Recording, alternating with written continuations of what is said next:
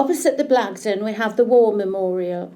This was unveiled on the 17th of September 1922 by Lieutenant Colonel Robert Scott of Newton House, Lesbury, and dedicated by Dr. Wilde, Bishop of Newcastle.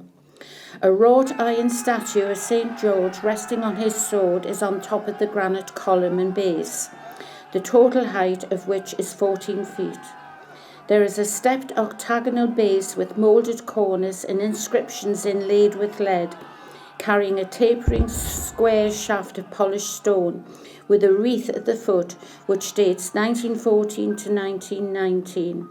In the centre, below the wreath and above the names are the words, "Their names shall live forever in honour and glory."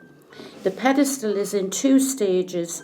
The names from 1914 to 18 are in a single column on each of the upper faces. The dates 1939 to 45 are laid on 4 alternate horizontal steps below the 2 parts.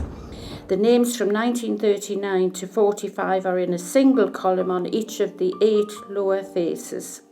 The cost was £770. The sculptor, artist or designer was Miss Margaret Wrighton of Newsham Hall, Darlington and Kensington.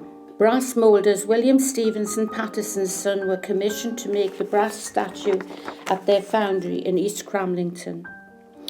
At the unveiling ceremony, ownership of the memorial was handed over to Cramlington UDC.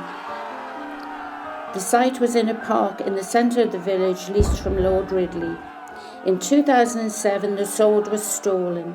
It was replaced free of charge in time for Remembrance Day 2014 by the firms Bart Endine and Wrought Weld. This war memorial was renovated to commemorate the centenary of the First World War, and I had the name of Private Robert Gillis Patterson added. He was shot at dawn.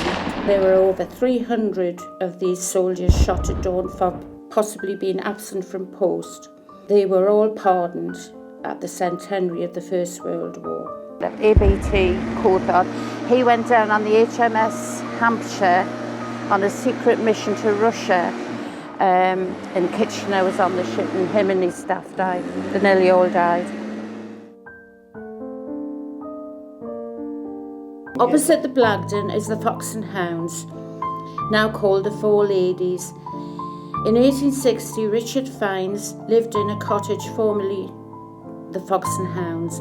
In this building, the co-op business was carried on while the old premises were remodelled in 1863. The area in front of these buildings was a park called Park View. Lord Ridley donated this area for the memorial. It is still called Park View.